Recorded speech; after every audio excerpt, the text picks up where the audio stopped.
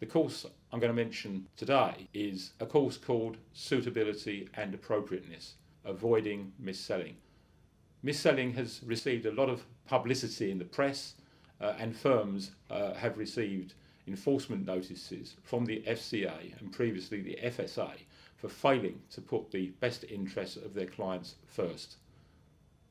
The course deals with the rules appropriate to suitability and appropriateness, and it discusses the practical ways in which firms can ensure they comply with those particular rules. The overriding responsibility on senior management in these firms is to ensure that their staff understand that the client's best interest comes first.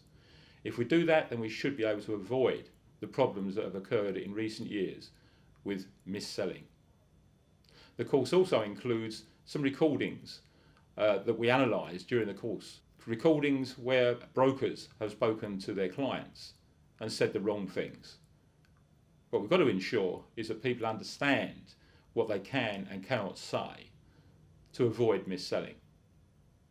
So we hope to see you soon at a course here at the Chartered Institute.